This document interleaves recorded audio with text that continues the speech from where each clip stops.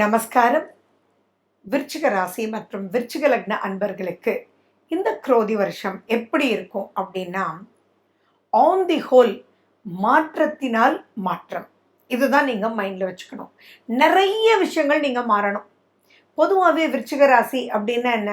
ஆளுமை, ஸ்ட்ராங், எது எடுத்தாலுமே அவங்களால ஜெயிக்க முடியும் அப்படின்ற கான்ஃபிடென்ஸ்ன்னு சொல்ல முடியாது, ஸ்ட்ராங், ஓவர் கான்ஃபிடென்ஸ், எல்லா விஷயத்தையுமே அவங்க கையில் எடுத்துக்கணும்.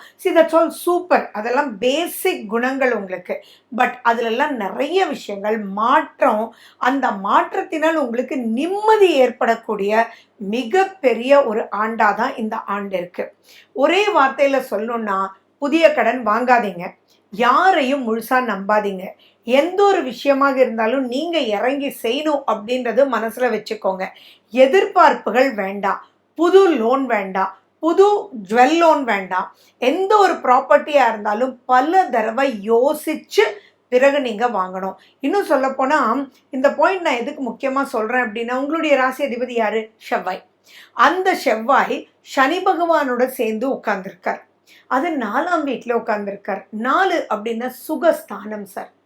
அந்த சுகஸ்தானத்துல செவ்வாய் சனி, தனியா செவ்வாய் சூப்பர், ஏன்னா உங்களுடைய ராசி அதிபதி. ஆனா கூட்டு அப்படின்றது அந்த இடத்துல அர்த்தமாஷ்ட சனியில கூட்டுன்றது கொஞ்சம் கூட சரியில்லை. அப்போ என்னாகுன்னா, மேல் போக்கா பார்க்கும்போது உங்களுக்கு சீப்பாக கொடுக்குற மாதிரி ஒரு இடம் வரும். அந்த இடத்த நீங்கள் கிரயம் பண்ணிடுவீங்க.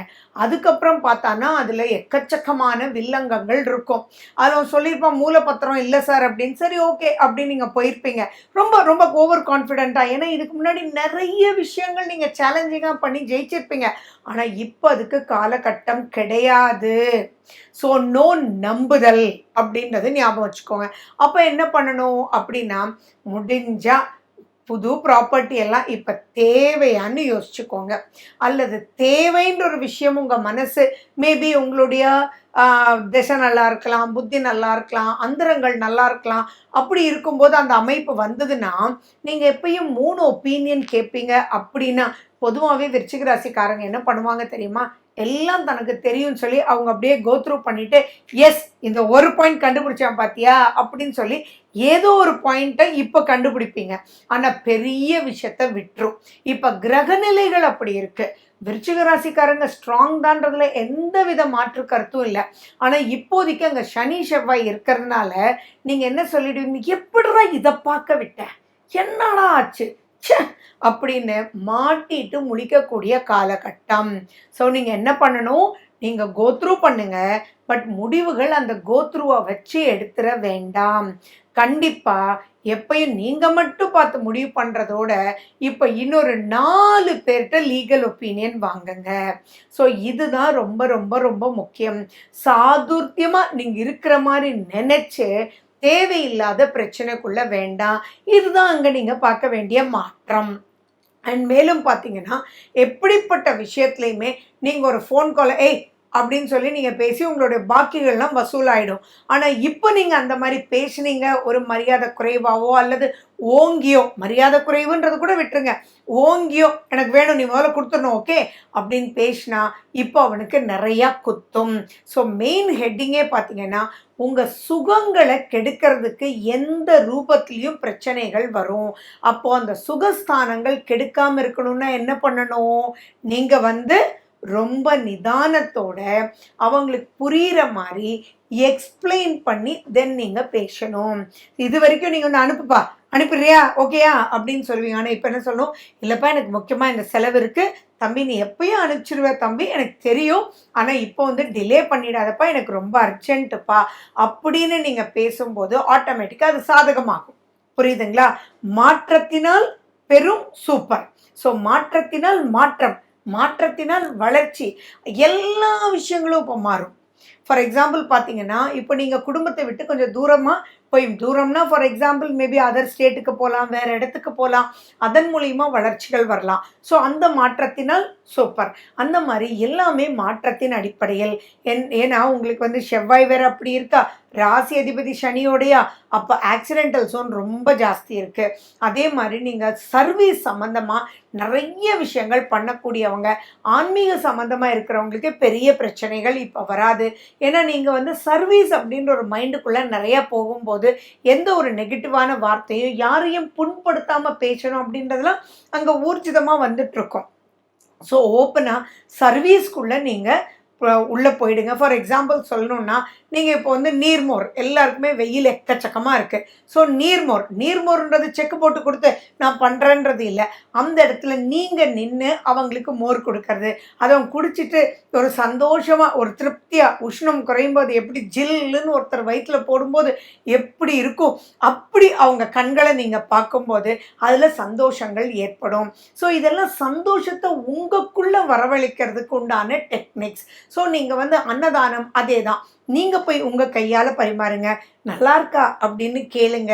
ஸோ இதெல்லாம் நீங்கள் சர்வீஸ்ன்னு நீங்கள் பண்ணும்போது ஆட்டோமேட்டிக்காக அங்கே அன்பு, அரவணைப்பு, சந்தோஷம்னு உங்களுக்குள்ளே வரும்போது இந்த செவ்வாய் சனி பிரச்சனைகள் குறைவாக இருக்கும். தூக்கம் தொலைக்கிறதுக்கு எக்கச்சக்கமான வாய்ப்புகள் உண்டு.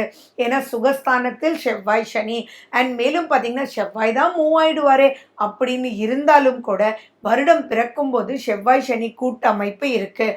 நைட் ட்ராவல் தயவு செஞ்சு அவாய்ட் பண்ணிடுங்க. அதே மாதிரி நீங்கள் உங்கள் டிரைவராக இருக்கலாம், அவர் லேட்டாக வந்திருக்கலாம், அவரை கடும் சொற்கள் சொல்கிறதுனால உங்களுக்கு அவர் மூட் அவுட் ஆகி பெரிய பிரச்சனை ஆக்கிடும். ஸோ அது ஆக்சிடென்டல் ஜோனில் கொண்டு போய் முடிஞ்சிடும். ஸோ எது எடுத்தாலுமே எந்த பிரச்சனையும் வரக்கூடாதுன்ற ஒரு எண்ணத்தோடு நீங்கள் செயல்படணும். அண்ட் 2ஆம் அதிபதி குரு, அந்த குரு இந்த வருடம் பிறக்கும்போது சூரியனோட சேர்ந்து அவர் 6ஆம் வீட்டில் இருக்கார். அந்த 6ஆம் வீடும் செவ்வாய் தான். அகெயின் அந்த செவ்வாய் சனியோடு இருக்கார். ஸோ அரசு சம்பந்தமாகவும் நீங்கள் ஜாக்கிரதையாக இருக்கணும். ஏதாவது நீங்கள் கட்டணும் வைக்கணும்னா அதுலேயும் ஜாக்கிரதையாக இருக்கணும். அண்ட் எந்த ஒரு பாயிண்ட்லேயும் எந்த அட்வைஸ் யார்கிட்டேருந்து வந்தாலும் ஒரு தடவைக்கு 2 தடவை, அதுக்கு தான் நான் சொன்னேன் 4 ஒப்பீனியன் வாங்குங்கன்னு சொல்லிட்டு. ஸோ அந்த இடத்துல எதுவாக இருந்தாலும் ஒப்பீனியன்ஸை ஜாஸ்திப்படுத்தி ப்ரொசீட் பண்ணணும். அதே மாதிரி உங்கள் குழந்தைகள் சொல்கிறத நீங்கள் செவி கொடுத்து கேட்கணும். குடும்பத்தாருக்கு முக்கியத்துவம் கொடுக்கணும். தேவையில்லாமல் எல்லாமே இழுத்து போட்டுக்கிறதுக்கு இதுக்கு நேரம் இல்லை. ஏன்னா இழுத்து போட்டுக்கிட்டிங்கன்னா தூக்கம் தொலையும், அதே மாதிரி கோபங்கள் வரும். அடுத்தது பார்த்திங்கன்னா ரொம்ப முக்கியம் ஸ்ட்ரெஸ், டிப்ரெஷன், அதை விட ரொம்ப முக்கியம் உங்கள் ஆரோக்கியத்தில் சனின்னா கால், பாதம், நரம்பு மண்டலம், ரத்தம்னா இப்போ டயபெட்டிஸ் இந்த மாதிரி இருக்கிறது எல்லாமே உங்களுக்கு ரொம்பவே தலை தூக்கிடும். ஸோ நீங்கள் அதே மாதிரி பார்த்தீங்கன்னா இப்போ என்னதான் கண்ட்ரோலில் இருந்தாலும் ஹெல்த் வந்து உங்கள் கண்ட்ரோலுக்கு வராமல் திடீர்னு ரொம்ப அப்ஸ் அண்ட் டவுன்ஸாக உங்களுக்கு வந்து போயிட்டுருக்கும். ஸோ அப்படி இருக்கும்போது ஒரு தெளிவான முடிவு கூட நீங்கள் எடுக்க முடியாது. அதனால தான் நீங்கள் வந்து உங்களுடைய டாக்டர்கிட்ட, டாக்டர் நான் ஒன்றுமே சாப்பிடல, இவ்வளோ ஜாஸ்தி ஆயிடுச்சு, நான் இது சாப்பிட்டேன் கம்மியாக தான் இருக்குது அப்படின்றத நீங்கள் அகெயின் பார்த்தீங்கன்னா மாற்றத்தினால் மாற்றம்.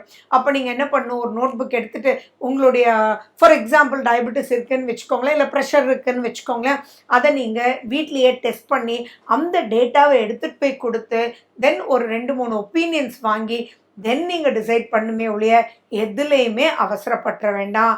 Last but not the least, please accounts பாருங்கள், கணக்கு சம்மந்தமாக பேசுங்க. நான் நம்பிட்டேன்னு சொல்லி விட்டுறாதீங்க. அதே மாதிரி கணக்கு சம்மந்தமாக வேலையில் இருக்கிறவங்க, ஒரு கேஷியராக இருக்கீங்க, பேங்க்கில் இருக்கீங்க, இல்லை ஒரு ஸ்தாபனத்தில் கேஷில் இருக்கீங்க அப்படின்னா எதுலேயுமே போஸ்ட்போன் பண்ணாமல் அன்னியதை முடிங்க.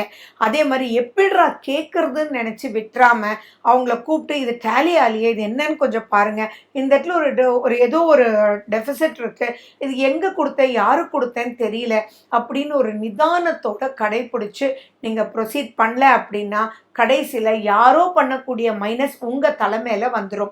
இன்னொன்றும் என்ன அப்படின்னா, எந்த ஒரு பழைய பகையை மனசில் வச்சுக்காதீங்க, பழைய பகைமையை பாராட்டிடாதீங்க. தேவையில்லாத ஒருத்தன் சொன்னால் இவன் வந்திருக்கா, அவனை பழி வாங்கலாம், பார்த்துக்கலாம் அப்படின்றதுக்கெல்லாம் இது உரிய காலகட்டம் கிடையாது கிடையாது கிடையாது. குரு பெயர்ச்சி அப்படின்றது உங்களுக்கு வந்தாலும் சாதக ரூபம் பாசிட்டிவான விஷயத்துல இருக்கே ஒழிய நெகட்டிவான விஷயத்துக்குள்ள நீங்க போய் மாட்டிக்க வேண்டாம். யார் மனதையும் புண்படுத்தி பேச வேண்டாம். மெடிடேட் பண்ணுங்க. உங்களுடைய ராசி அதிபதி செவ்வாய். ஸோ எந்த நெகட்டிவும் வராமல் இருக்கிறதுக்கு சத்ரு சம்ஹாரம் நீங்கள் பண்ணுங்க. உங்களை சுற்றி ப்ரொடெக்ஷன் போட்டுக்கோங்க. முருகனுடைய கோயிலுக்கு போயிட்டு வாங்க. 11ஆம் வீட்டில் கேது இருக்கிறது மிகப்பெரிய சிறப்பு. அப்போ கேதுன்னா ஞானம். நீங்கள் ஸ்தலங்களுக்கு, ஆன்மீக ஸ்தலங்களுக்கு, சர்வீஸ்க்கு இதெல்லாம் போகும்போது இந்த பக்கம் வரக்கூடிய பிரச்சனையெல்லாம் தவிடு பொடி ஆயிடும். ஸோ நீங்கள் ஆன்மீகத்தில் உங்கள் நாட்டத்தை ஏற்படுத்தி தினமும் கோயிலுக்கு போயிட்டு வாங்க. தினமும் அந்த கோயிலில் ஒரு 10 மினிட்ஸ் உட்காந்துட்டு உங்களுடைய டெய்லி ரொட்டீனை ஸ்டார்ட் பண்ணுங்க. ஆட்டோமேட்டிக்காக நிறைய சேஞ்சஸ், மாற்றங்களினால் நிறைய மாற்றங்கள், அதுவும் நல்ல விஷயமாக அது மாறி சூப்பராக ஜெயிக்க போறீங்க. ஓகே. மேலும் விவரங்களுக்கு போன் நம்பர் 9842266555.